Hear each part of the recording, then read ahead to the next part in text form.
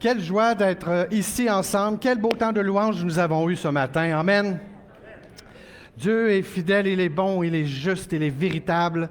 Il est trois fois saint, il est majestueux, il est grand. On a chanté combien Dieu est incomparable, combien il est grand, combien il est magnifique.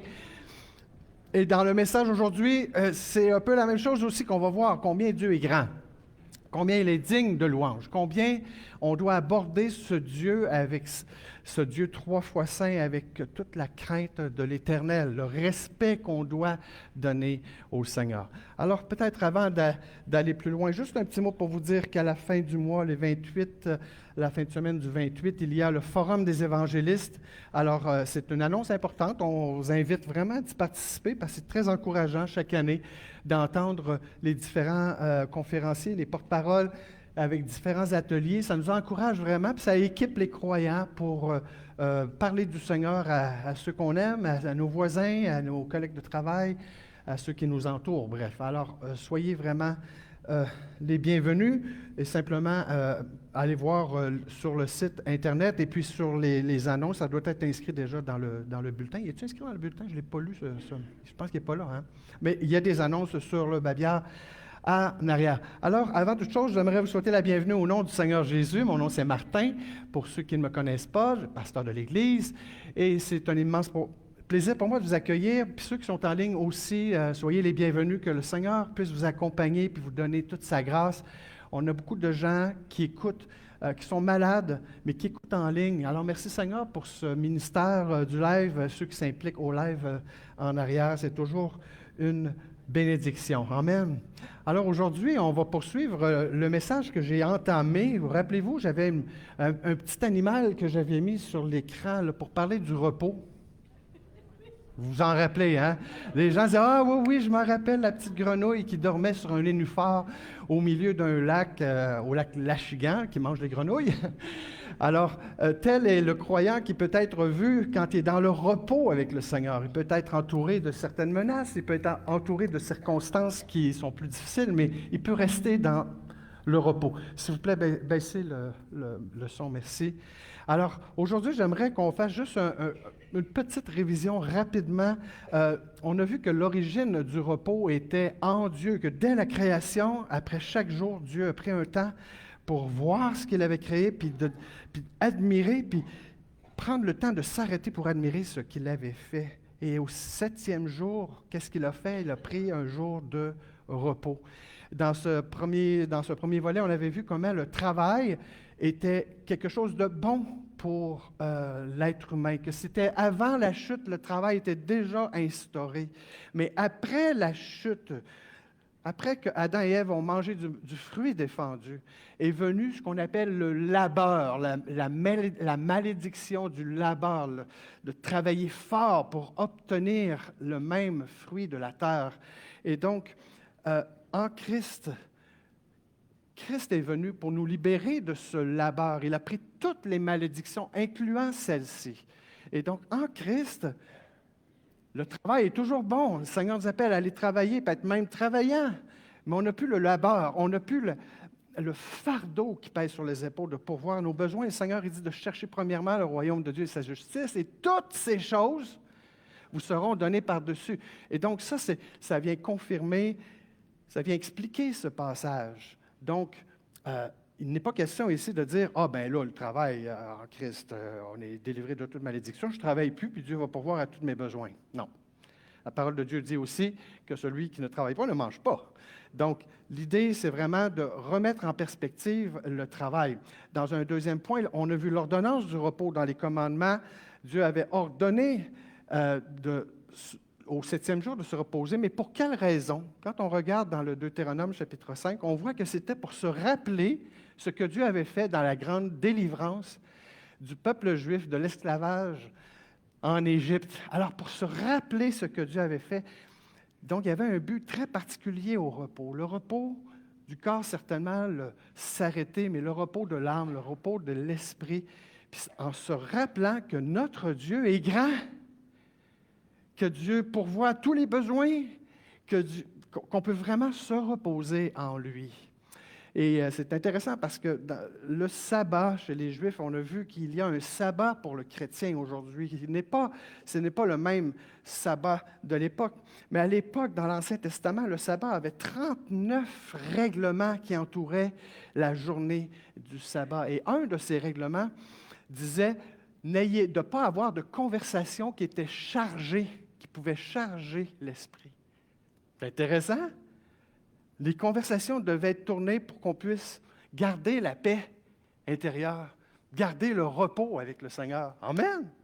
C'est tellement beau. Alors, on ne verra pas en détail tous les 39 règlements, mais c'était vraiment quand même intéressant. La promesse du repos, Shabbat Shalom, dans le contexte de la promesse du repos en Deutéronome chapitre 5 encore, on nous parle vraiment de cette idée qui était liée à la terre promise. Il y avait un repos. Ils devaient entrer dans ce repos au moment où ils entreraient en terre promise. Mais à la fin du chapitre 3 du livre des Hébreux, Paul précise pourquoi le peuple de Dieu n'y est pas entré. Ils ne sont pas entrés dans le repos. Ils ne sont pas entrés dans la promesse. Et ce passage nous dit ceci, et à qui jura-t-il qu'il n'entrerait pas dans son repos, sinon à ceux qui avaient désobéi? Aussi voyons-nous qu'il ne peut y entrer à cause de leur incrédulité. Alors, toute une génération est morte dans le désert parce qu'ils ne sont pas rentrés finalement en terre promise. Qu'est-ce qui les a empêchés? C'est le manque de foi lié à la crainte de ce que les espions avaient vu en terre promise. 2 étaient revenus avec un rapport positif, mais 10 autres étaient venus en disant, mais il y a des géants, puis il y a des fils fortifiés. Oui, c'est un pays où coule le lait et le miel, mais il y avait tellement de crainte, et ce qui a saisi le peuple de Dieu, c'est la crainte et non pas la foi. Seul Caleb et Josué, les 2 espions qui ont rendu un témoignage positif, finalement, sont rentrés en terre promise. Alors, quel dommage! Dans ce deuxième message, nous verrons la différence qui a permis au peuple de Dieu d'entrer finalement 40 ans plus tard. Ils vont finir par entrer en terre promise, puis sont supposés d'entrer dans le repos à ce moment-là. La semaine prochaine, il y aura la suite, parce qu'ils vont devoir conquérir le pays. Pas juste de rentrer dans le pays, mais ils vont devoir travailler pour pouvoir rentrer vraiment dans ce repos, dans cette période de repos.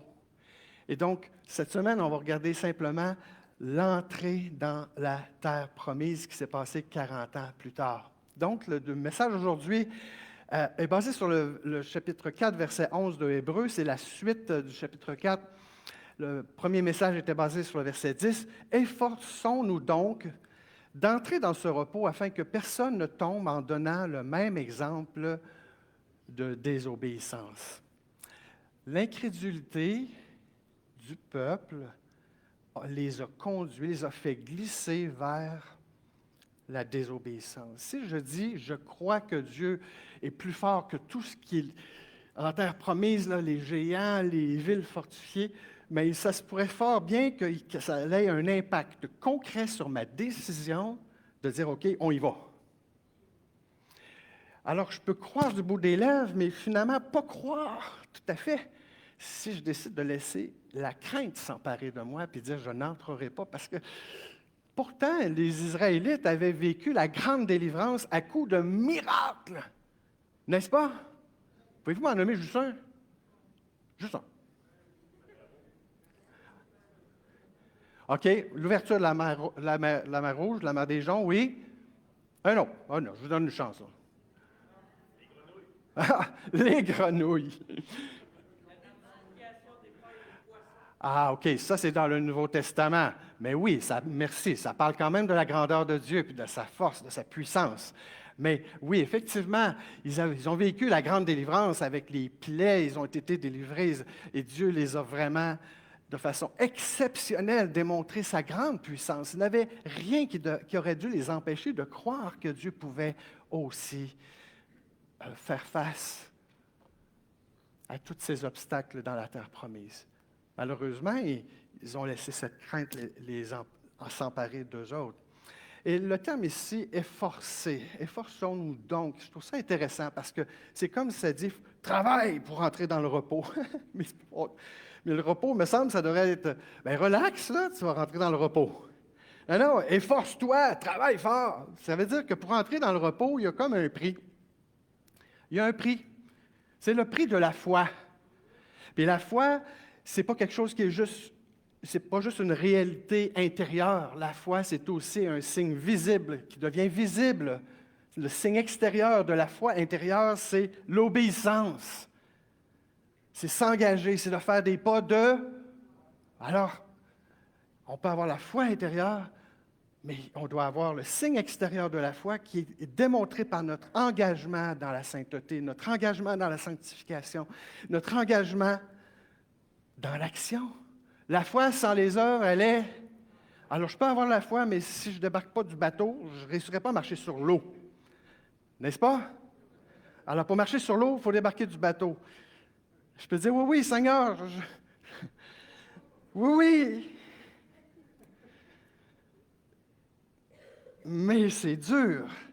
Et du grec spoudazo, ça signifie se hâter, faire hâte. Donc, dans efforçons-nous donc, il y a cette idée de, il ne faut pas tarder là. Il y a un sentiment d'urgence qui est transmis. Prendre soin de, s'efforcer ardemment de, tâcher de, s'appliquer à. Alors tout ça, ça sous-entend qu'il y a un coût. Et quand on compare l'histoire de Moïse et celle de Josué, c'est ce qu'on va faire dans quelques instants, on va voir comment Dieu intervient en faveur du peuple de Dieu lorsque la foi, elle est active. Lorsqu'ils se mettent en marche et qu'ils prennent la décision intérieure, mais qui accompagnent cette décision-là de gestes concrets, lesquels Dieu les a appelés à faire dans cette fois-ci. Alors, c'est vraiment intéressant. Donc, je vous invite, on va lire le passage de Josué, chapitre 3. Alors, ceux qui ont leur parole en papier, moi, je vous invite toujours d'apporter votre parole en papier. Je le sais, ma femme va me dire, tu l'as encore répété, Martin, ce matin? Oui, il y a quelque chose de beau. On peut la toucher, on peut la lire à haute voix, on l'entend, on peut la sentir. C'est ça, ma mère, elle me cachait des gommes, ballons dedans quand j'étais jeune. Et que ça me portait, j'allais arriver dans ma chambre, j'allais voir s'il n'y avait pas des gommes ballons, mais ça m'amenait à la parole de Dieu. Aïe, aïe, aïe. J'en cherche encore des fois des gommes ballons, j'en trouve pas. Aïe, aïe, aïe. Alors, lisons ensemble Josué chapitre 3, c'est 17 versets. Josué s'étant levé de bon matin, partit de Sittim avec tous les enfants d'Israël, ils arrivèrent au Jourdain. Et là, ils passèrent la nuit avant de le traverser. Au bout de 3 jours, les officiers parcoururent le camp. Ils donnèrent cet ordre au peuple. Lorsque vous verrez l'arche de l'alliance de l'Éternel, votre Dieu, portée par les sacrificateurs, les Lévites, vous partirez du lieu où vous êtes et vous vous mettrez en marche après elle. Mais il y aura entre vous et elle une distance d'environ 2000 coudées. N'en approchez pas. Elle vous montrera le chemin que vous devez suivre, car vous n'avez point encore passé par ce chemin. Alors Josué dit au peuple, sanctifiez-vous, car demain l'Éternel fera des prodiges au milieu de vous. Et Josué dit aux sacrificateurs, portez l'arche de l'Alliance et passez devant le peuple. Ils portèrent l'arche de l'Alliance et ils marchèrent devant le peuple. Voyez-vous, là, il y a la croyance, puis il y a l'action. L'Éternel dit à Josué, aujourd'hui, je commencerai à t'élever aux yeux de tout Israël, afin qu'ils sachent que je serai avec toi comme j'ai été avec Moïse. Tu donneras cet ordre aux sacrificateurs qui portent l'arche de l'Alliance. Lorsque vous arriverez au bord des eaux du Jourdain, vous vous arrêterez juste au bord du Jourdain. Ah non, vous vous arrêterez dans le Jourdain. Pas le Jourdain, mais le Jourdain. Josué dit aux enfants d'Israël, approchez et écoutez les paroles de l'Éternel, votre Dieu. Josué dit à ceux-ci, vous reconnaîtrez que le Dieu vivant est au milieu de vous et qu'il chassera devant vous les Cananéens, les Héthiens, les Éviens, les Phéréziens, les Girgasiens, les Amoriens et les Jébusiens. Voici l'arche de l'alliance du Seigneur de toute la terre va passer devant vous dans le Jourdain. Maintenant, prenez 12 hommes parmi les 12 tribus, un homme de chaque tribu. Et dès que les sacrificateurs qui portèrent l'arche de l'Éternel, le Seigneur de toute la terre, poseront la plante des pieds dans les eaux du jardin, et les eaux du jardin seront coupées, et les eaux qui descendent d'en haut, et elles s'arrêteront en un monceau. Et le peuple sortit de ses tentes pour passer le Jourdain, et les sacrificateurs qui portaient l'arche de l'Alliance marchèrent devant le peuple. Et quand les sacrificateurs qui portèrent l'arche furent arrivés au Jourdain, que leurs pieds se furent mouillés au bord de l'eau, le Jourdain regorge par-dessus toutes ses rives tout le temps de la moisson. Les eaux qui descendent d'en haut s'arrêtèrent et s'élevèrent en un monceau à une très grande distance, près de la ville d'Adam, qui est aux côtés de Tsartam. Et celles qui descendaient vers la mer de la plaine, la mer Salée, furent complètement coupées. Et le peuple passa vis-à-vis Jéricho. Et on termine avec les sacrificateurs qui portaient l'arche de l'Alliance de l'Éternel s'arrêtèrent de pied ferme sur le sec au milieu du Jourdain, pendant que tout Israël passait à sec, jusqu'à ce que toute la nation eût achevé de passer le Jourdain. Amen. Que le Seigneur bénisse sa parole. Le Seigneur vient toucher notre cœur ce matin par ce message. Le Seigneur vient activer la foi intérieure. Seigneur, beaucoup de gens, je sais, croient en toi. Je te prie d'activer cette foi pour qu'elle soit complète, Seigneur. C'est toi qui en es l'auteur. Et tu veux la mener à la perfection, c'est-à-dire que tu veux nous amener à ce qu'on soit obéissant à ta parole, Seigneur. Qu'on puisse vraiment, Seigneur, avoir la foi et les actions qui viennent confirmer cette foi qui devient et qui fait de cette foi une démonstration visible, Seigneur, de ce qu'on croit en toi. Dans le beau nom de Jésus, je prie. Amen et amen. Alors, le récit que nous venons de lire se distingue quand même avec le premier récit où on voit Moïse qui arrive avec le peuple de Dieu au bord de la mer des Joncs après la sortie d'Égypte et que finalement le Pharaon a décidé de poursuivre. Et là, ils sont comme pris en sandwich entre l'armée des Égyptiens qui s'en vient pour les exterminer et puis la mer des Joncs qui les bloque. Et puis là, qu'est-ce qui se passe? Ils tombent dans une crise de foi. Et puis là, dans ce cas précis, on va voir que Dieu a dit des choses à Moïse et Moïse a fait ce que Dieu lui avait dit. 40 ans plus tard, sous la direction de Josué, le peuple fait face exactement à la même situation. Ils sont devant le Jourdain. Un est devant la mer des Joncs, Moïse, et l'autre devant le Jourdain. Et les deux vont faire face comme à la même situation. Mais on va voir que ce qui est demandé à Josué, c'est comme plus. C'est comme il y a quelque chose de plus qui n'est pas demandé à Moïse. C'est comme si Dieu va vouloir tester la foi de Josué lui-même, mais aussi du peuple de Dieu. On se rappelle que sous la direction de Moïse, à l'époque, le peuple ne put entrer dans la terre promise à cause de leur incrédulité. Alors, après cet événement, ils ont traversé le Jourdain. Après ça, ils sont arrivés jusqu'au bord, finalement, de la terre promise. Mais ils n'en ont pas pris possession à cause de cette incrédulité. Alors, Dieu va faire quelque chose dans le cœur du peuple de Dieu pendant ces 40 années de formation. Ils ont tourné en rond dans le désert pendant 40 années pour à nouveau se retrouver devant la même situation. Ferons-nous confiance à l'Éternel cette fois-ci? Ils l'ont appris à la dure. La parole de Dieu nous dit que toutes ces histoires nous ont été données pour nous servir de leçon, pour qu'on apprenne de ça. Mais est-ce qu'on apprend de ça? Dans leur cas, ils ont appris, là. Parce que 40 ans plus tard, là, il va se passer quelque chose, comme on l'a lu, c'est extraordinaire, ils vont faire confiance à Dieu.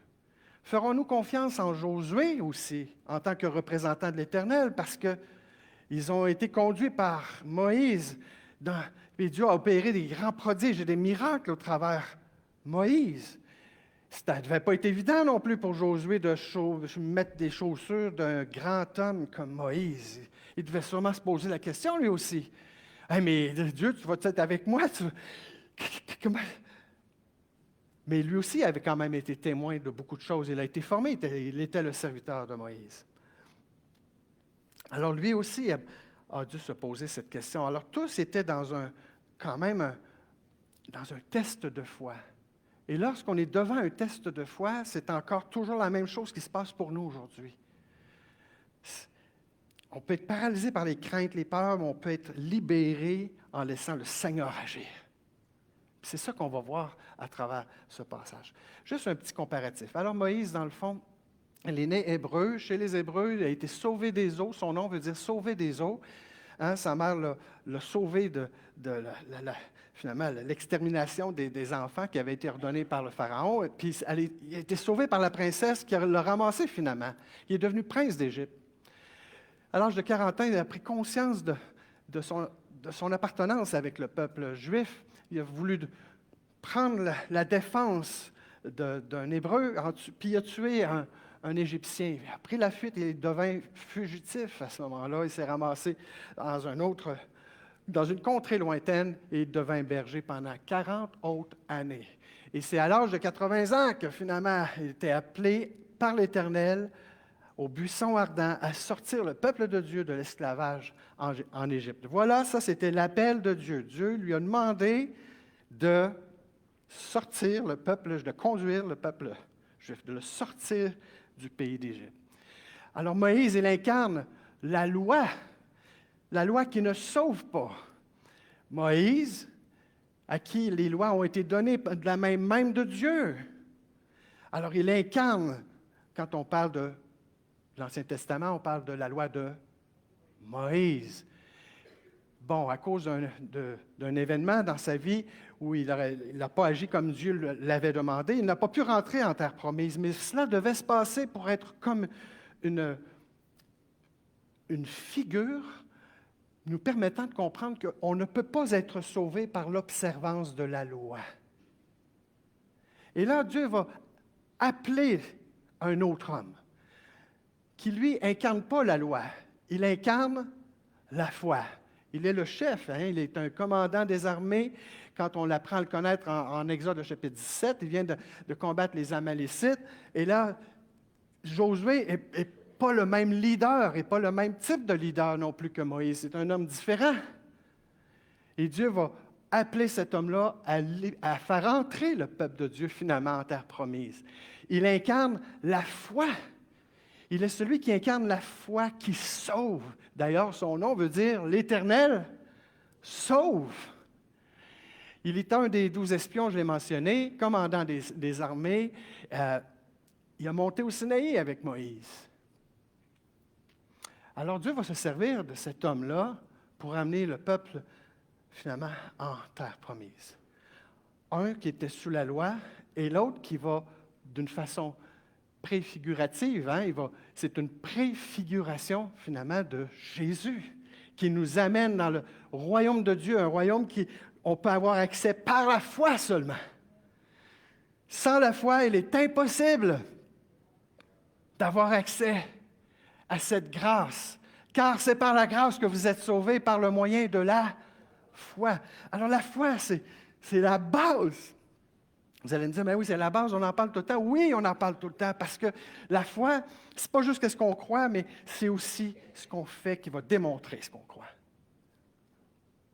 Alors, deux hommes, deux appels différents qui se ressemblent, mais un qui représente la loi, l'autre qui représente la nouvelle alliance. La nouvelle alliance dans le sang de Jésus qui nous permet d'être réconciliés avec le Père parce que nous étions séparés à cause de nos péchés, d'avoir une relation libre avec lui. Mais grâce à Christ et grâce à son sang qui est coulé à la croix, qui a été déposé dans le propitiatoire du vrai tabernacle qui est dans le ciel, nous sommes désormais libérés de la colère de Dieu. Nous ne sommes pas destinés à la colère de Dieu. Nous ne passons plus en jugement et nous vivons dans l'attente. Oui, essayez d'être plus précis. Les autres s'en allaient en terre promise. Nous autres, on s'en va où? C'est quoi notre espérance vivante? Et qui va venir nous chercher. Puis on va vivre avec lui pour l'éternité. Dans le véritable sabbat éternel, le sabbat qui ne s'arrêtera plus. Où il n'y aura plus ni angoisse, ni peur, ni pleurs, ni tristesse, ni violence. Tout ça, ça va être terminé. On va vraiment rentrer dans le plein repos de Dieu. Et quand on compare la traversée, par exemple, pour l'un la mer des Joncs, et pour l'autre le Jourdain, les choses ont été faites de façon différente. Dieu avait ordonné à Moïse d'étendre sa main, de lever son bâton. Bon, là, il est à moitié bon, là. Et là, la mer s'est ouverte devant eux autres et ils ont passé. Mais dans ce cas-ci, on va regarder en détail qu'est-ce qui s'est passé pour Josué, parce que les détails du récit nous montrent que c'est plus que qu'est-ce qui a été demandé à Moïse. C'est une promesse qui s'acquiert par la foi. Entrer dans la terre promise ne peut avoir lieu que par la foi. Tu donneras cet ordre aux sacrificateurs qui portent l'arche de l'Alliance. Lorsque vous arriverez au bord des eaux du Jourdain, vous vous arrêterez dans le Jourdain. Puis là, au verset 15, et dès que les sacrificateurs qui portent l'arche de l'Éternel, le Seigneur de toute la terre, je ne vois pas bien en arrière, poseront la plante des pieds dans les eaux du jardin, les eaux du Jourdain seront coupées. Alors, dans ce premier passage, on peut voir qu'il y a quelque chose de plus qui est demandé. Premièrement, il y avait les sacrificateurs, il y avait l'arche de l'Alliance qui devait être mis en avant. Et les pieds des sacrificateurs devaient rentrer dans le Jourdain avant que ça commence à s'ouvrir. Et donc, le peuple de Dieu devait être là, puis devait attendre que le dernier, lequel devait mettre ses pieds, rentre dans l'eau pour voir qu'est-ce qui allait se passer. Mais c'est quelque chose de plus qui a été demandé. Ce n'est pas juste de frapper la mer ou de tendre ta main, puis là, ça va s'ouvrir, mais là, il y a quelque chose de plus. Il y a d'autres choses qui vont être demandées aussi au peuple. Il va leur être demandé de se sanctifier, de se mettre à part, parce que Dieu allait faire des prodiges et des miracles. Alors, cet élément de foi, c'est comme si Dieu veut tester la foi de Josué, tester la foi du peuple juif. L'arche de l'Alliance devait précéder le peuple. Et non le contraire. Cela devait être ainsi, car au verset 2, on apprend que Dieu les a fait passer par un autre chemin, un chemin qu'ils ne connaissaient pas. Mais pas juste ça. C'est parce que Dieu veut que, en toute chose, il veut être le premier. La foi exige qu'on le mette lui en premier. Dieu agit à la frontière de notre foi. Dit autrement, lorsque nous mettons notre foi en action, Dieu agit. Il n'a pas ouvert la mer ou le Jourdain avant d'avoir mis les pieds. Il faut faire parfois les pieds de foi. Il faut faire des pas de foi, pas les pieds de foi, mais les pas de foi. Dieu s'attend à ça. Il veut honorer. Il prend plaisir. Dieu prend plaisir lorsqu'il voit son enfant faire des pas de foi qui démontrent la confiance qu'il a envers lui. Dieu prend plaisir à cela. Mais là, ce n'est pas une foi aveugle. Ce n'est pas quelque chose de... C'est vraiment de mettre notre foi dans les principes fondamentaux de la parole de Dieu. Et lorsqu'on fait ça, d'une façon désintéressée, pas pour avoir la bénédiction, mais pour plaire à notre Dieu, parce que notre Dieu est grand, il est bon, il est digne de louange, eh bien, il nous bénit. Il répond. Des fois, il répond autrement que ce qu'on voudrait, mais il répond. Dieu répond toujours. Alors, mais il nous engage dans un chemin de foi. Le repos promis par Dieu ne pouvait se trouver que par la foi incarnée dans l'histoire de Josué aujourd'hui. Le tabernacle, l'arche de l'Alliance qui était dans le tabernacle pendant 40 années, le système sacrificiel. Le tabernacle était l'endroit le plus précieux où la présence de Dieu était. Et donc, la foi exige qu'on se tourne vers Dieu dans un esprit de révérence envers lui. La foi exige qu'on soit prêt à sauter en bas, même si on ne voit pas ce qui est en bas. Il y avait un homme qui était dans une tour à bureau, 5e étage, et le feu était pris en dessous. Il ne pouvait pas descendre, ni par les cages d'escalier. Et donc, la seule issue possible, il fallait qu'il saute de là. Et les pompiers étaient là en bas avec ce qu'on appelle des grands filets. Et là, il criait avec un porte-voix de sauter. Il avait brisé la fenêtre et là, de sauter en bas, mais il n'arrivait pas à sauter.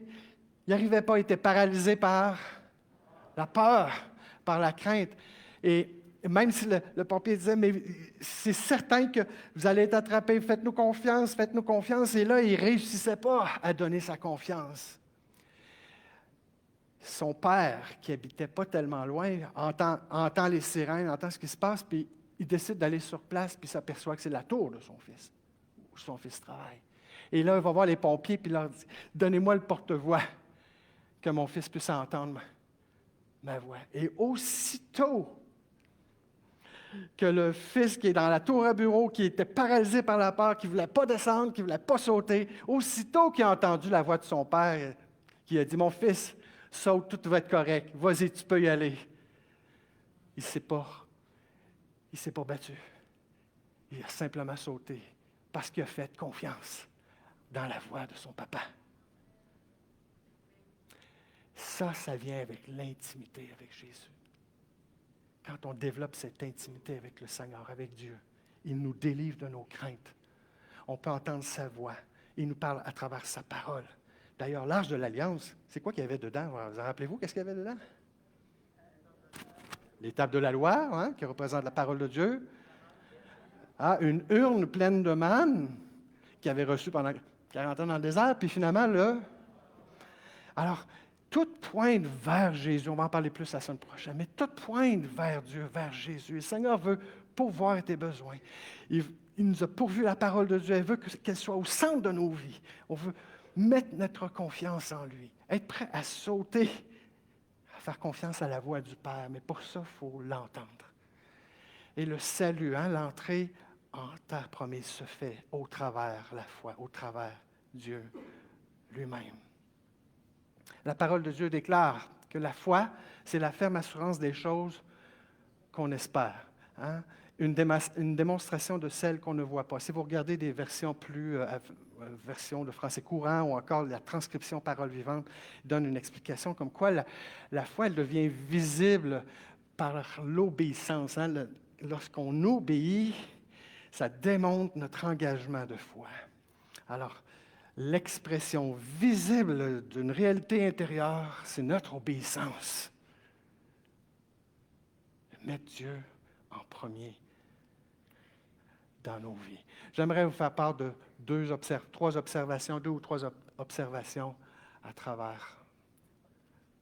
Il donnèrent cet ordre au peuple. Lorsque vous verrez l'arche de l'alliance de l'Éternel, votre Dieu, portée par les sacrificateurs, les Lévites, vous partirez du lieu où vous êtes et vous vous mettrez en marche après elle. Moi, j'observe que très souvent, on aime être maître de notre vie. On aime être un peu les architectes de notre destinée. Placer la foi dans notre vie, c'est accepter que Jésus prenne la place sur le trône de mon cœur. À partir du moment que je laisse cette place-là au Seigneur, je le laisse être le premier dans ma vie. D'ailleurs, il n'y a pas un passage qui dit ça. La foi demande que Dieu soit le premier dans notre vie. Hein? Or, sans la foi, il est impossible de lui être agréable. Le premier des commandements dit quoi? Tu n'auras pas d'autre Dieu devant ma face. En plaçant l'arche de l'Alliance en avant. C'est mettre tous ces principes qui sont reliés. C'est d'accepter que tout ce que Dieu a donné fait partie du plan pour notre bonheur. Tu n'auras point d'autre Dieu devant ma face. Ça va démontrer la crainte qu'on doit avoir envers l'Éternel. Alors, je peux dire que j'ai la foi en Dieu, mais si mes actions démontrent le contraire, c'est un peu comme si elles étaient vaines. On peut être attaché à Dieu, mais quand il s'agit de notre vie, on aime garder le contrôle sur nos décisions. Et je pense que le Seigneur veut vraiment être au centre de cela. Il veut opérer des grandes choses dans notre vie. La deuxième observation, mais il y aura entre vous et elle une distance d'environ 2000 coudées. N'en approchez pas. Elle vous montrera le chemin que vous devez suivre, car vous n'avez pas encore passé par ce chemin. Josué dit au peuple, sanctifiez-vous, car demain l'Éternel fera des prodiges au milieu de vous.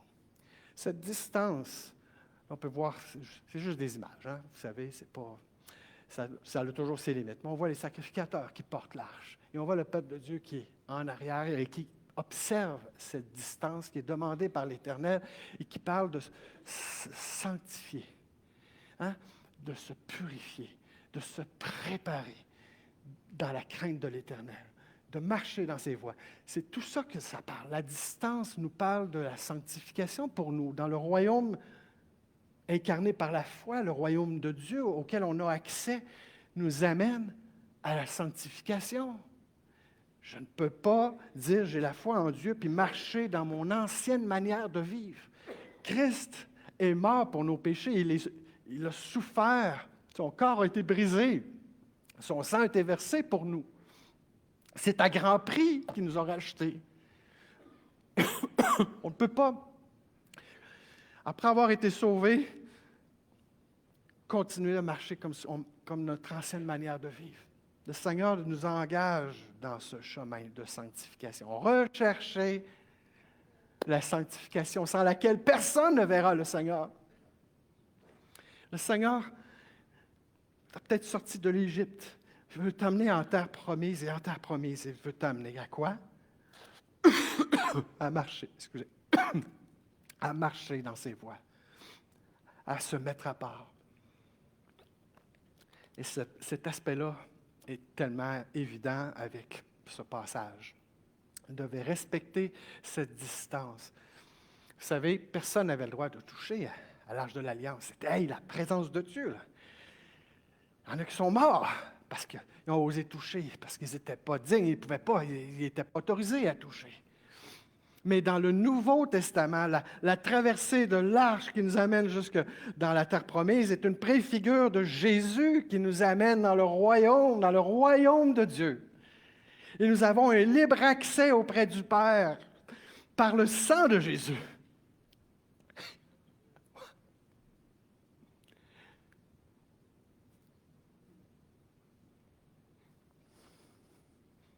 En retour,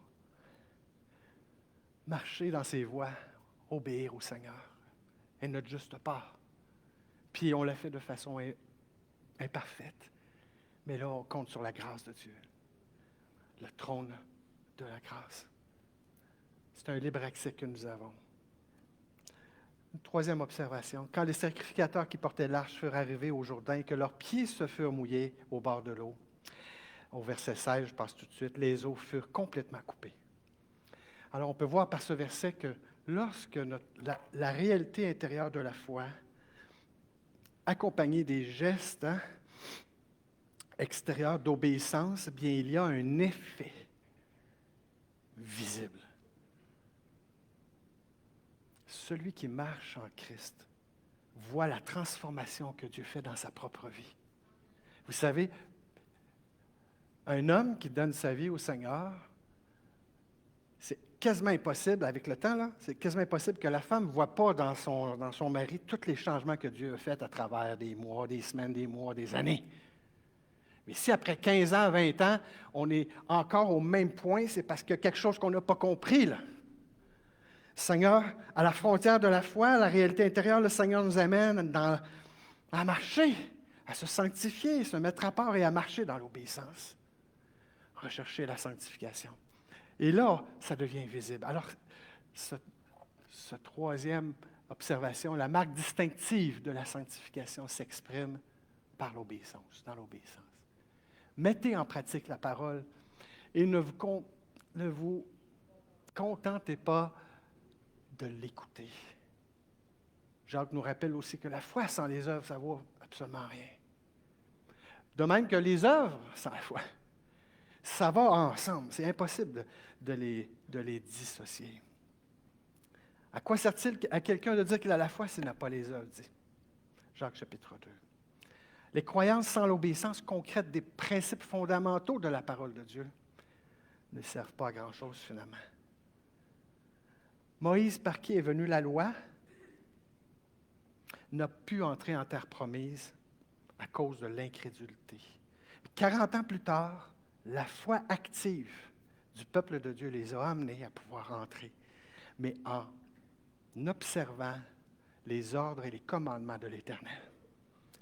Qu'est-ce qu'ils ont fait? Ils ont mis l'arche. Ils ont vraiment accompli ce que Dieu avait demandé. À 4 reprises, dans le chapitre 1, l'Éternel va fortifier la foi de Josué. Il va lui dire, écoute, je vais être avec toi comme j'ai été avec Moïse. Fortifie-toi et prends courage. Car je ne te délaisserai point, je ne t'abandonnerai point. Que ce livre... Alors, jour et nuit, pour agir fidèlement selon tout ce qui est écrit, c'est alors que tu auras du succès dans tes entreprises, c'est alors que tu réussiras. Alors, moi, quand je pose cette question-là, là, j'ai déjà la réponse. Y en a-tu qui veulent réussir dans ce qu'ils entreprennent dans la vie? Bon, il y en a 13 qui croient. OK, y en a-tu qui veulent réussir, qui veulent avoir du succès dans ce qu'ils entreprennent? OK. Que ce livre de la loi ne s'éloigne point de ta bouche. Recherchez la sanctification, sans laquelle personne ne verra le Seigneur. Or, sans la foi, il est impossible de lui être agréable. Je répète des versets là. Il y a un seul point aujourd'hui, parce que c'est un message en 2 points que j'avais fait, mais évidemment, je n'avais pas eu le temps dans mon premier message.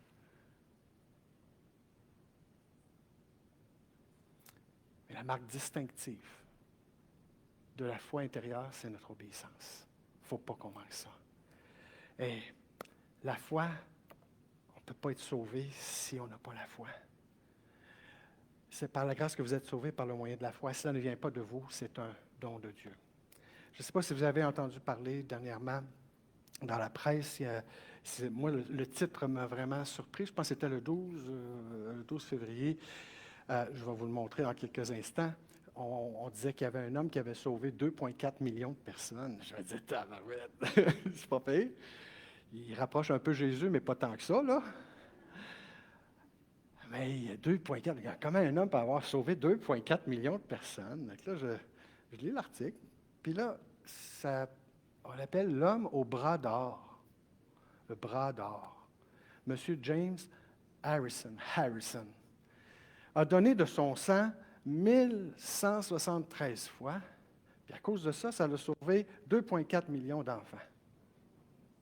Mais là, il faut comprendre qu'il y a une histoire derrière ça. Derrière l'histoire, c'est ceci. Le sang de M. Harrison est thérapeutique parce qu'à l'âge de 14 ans, il a été exposé accidentellement à un sang rhésus positif durant une opération majeure au poumon. Comme il était rhésus négatif, il a développé des anticorps contre le sang RH+. Là, je vais appeler les médecins qu'on a dans l'Église qui viennent nous expliquer ça plus en détail, mais c'est ça qui est écrit. Pour les adultes, cela peut évidemment apporter des complications, mais pas nécessairement la mort. Mais quand une mère qui a un sang rhésus négatif a des anticorps contre le sang rhésus positif et que l'enfant dont elle est enceinte est rhésus positif, cela peut entraîner une mort fétale à l'intérieur de la baquesse, à l'intérieur du ventre.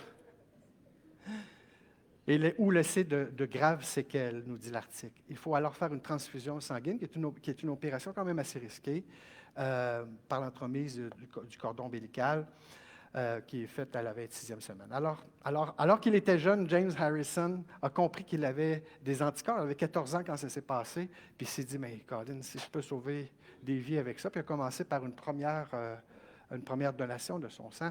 Puis finalement, il en a fait, comme c'est écrit, 1173 fois jusqu'à l'âge de 80 ans. En Australie, c'est 40 000 bébés annuellement qui sont atteints par cette problématique. Donc, si vous faites le calcul, c'est ce qui fait qu'ils arrivent à ce chiffre-là. Alors, il a commencé à faire le don de son sang, puis voilà, on le voit ici, là, sa dernière transfusion, parce qu'il était déçu, mais à partir d'un certain âge, il ne pouvait plus le faire.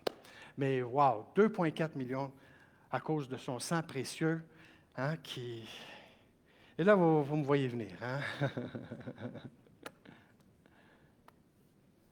On a un grand Dieu qui nous aime. Il t'aime tellement, chacun de nous.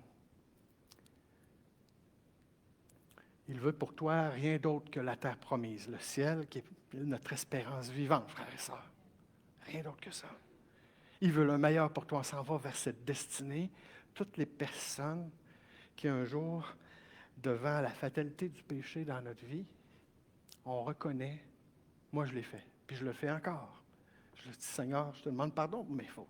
Je reconnais que je suis pécheur, mais un pécheur pardonné, gracié, justifié, lavé, sanctifié, qui ne passera pas en jugement. Je m'en vais directement dans la présence de Dieu à partir du moment que je serai plus sur cette terre. J'espère que ça vous excite. J'espère que vous puissiez vous entretenir quotidiennement, personnellement, mais dans votre couple, dans votre famille, à vous exciter les uns et les autres, à vous parler de cette bonne nouvelle qui s'en vient, qui est imminente avec tout ce qui se passe dans le monde. Mon doux. Alors l'idée, c'est que, Seigneur, je te demande pardon, c'est se repentir de nos péchés. Parce que Christ est mort à la croix, puis on va le voir la semaine prochaine à travers les éléments, la traversée, mais l'arche de l'Alliance, et comment conquérir le pays par la suite. Mais Christ est mort à la croix, et le sang de Christ a apaisé la colère de Dieu pour tous ceux qui acceptent par la foi qu'il est mort pour moi. Si tu acceptes par la foi qu'il est mort pour toi, puis que tu lui demandes de venir habiter en toi, de faire de toi un enfant de Dieu, de te pardonner tes péchés, de te demander de sa force pour vivre pour lui dans la sanctification. Le Seigneur, là, il répond toujours à cette prière. Puis vous pouvez devenir un enfant de Dieu aussi vite que ça. Il y a un coût à la foi. Le salut est gratuit. Mais il y a un coût à la foi. Il y a un coût. Le coût, ce n'est pas un coût monétaire. Alors, c'est gratuit au sens monétaire. Mais il y a un coût. Ça s'appelle la foi, de placer sa foi en Dieu. Et parfois, on n'a pas toutes les réponses à nos pourquoi. Peut-être que ce matin, tu dis, mais oui, je ne sais pas, la première fois, j'entends, mais j'ai tellement de questions, j'ai tellement de choses qui ne sont pas répondues. Ça peut peut-être vous empêcher de faire ce pas de foi, mais il faut commencer par croire, puis le reste va suivre. Le pas de foi vient avant que le miracle se produise. La mer, le fleuve du Jourdain s'est ouvert au moment où ils ont entré les pieds dans l'eau. Puis quand les pieds ont été mouillés, ça dit, hey, là, ça peut être plus précis que ça. Là, la mer, là, le Jourdain s'est ouvert. Laissez le Seigneur ouvrir le Jourdain du royaume des cieux, qui va vous donner accès au royaume des cieux. Alors, je vous invite, on va faire une prière. La prière qu'on va faire ne sauve pas en tant que telle. Les mots que je vais dire ne sauvent pas. Il n'y a rien d'appris par cœur. Dieu regarde au cœur. Puis je veux vous donner cette occasion-là de dire, Seigneur, je reconnais que tu es mort pour moi. Je reconnais que tu es le seul chemin qui peut m'amener vers le Père. Nul ne vient au Père que par Jésus. Il est le seul médiateur entre Dieu et les hommes. C'est lui, à la croix, qui a tout fait, qui a tout accompli. Il est ressuscité aussi pour nous donner la vie. Il est mort, mais il est ressuscité au 3e jour pour nous donner la vie. Alors, si vous voulez faire cette prière-là, je vous invite à fermer vos yeux. Je ne vais pas faire lever la main. S'il y a des gens qui font cette prière pour la première fois, je vous invite vraiment de venir me voir après. Puis ceux qui ont des besoins, on va faire un appel. Ceux qui voudraient qu'on prie pour eux, peu importe le besoin, simplement avancer en avant. Alors, laissez-moi vous conduire dans cette prière. Seigneur Dieu, je viens devant toi pour te demander pardon pour mes fautes, mes péchés, mes erreurs, mes manquements, ma nature pécheresse, que je ne peux pas me sauver. Je ne suis pas capable de me sauver moi-même. Merci d'être venu, d'avoir eu compassion. Par amour, tu es venu, tu t'es fait le plus petit d'entre nous. Tu as été obéissant jusqu'à la mort à la croix. Et tu as, Seigneur, mort pour moi. Pas pour les péchés du monde, mais pour mes péchés, à moi. Je te demande pardon pour cela, Seigneur. Fais de moi un enfant de Dieu. Accorde-moi ton Esprit Saint. Et donne-moi la force de marcher dans la sainteté, dans le chemin de sanctification tous les jours, cherchant à vouloir te ressembler. Dans le nom précieux de Jésus. Amen.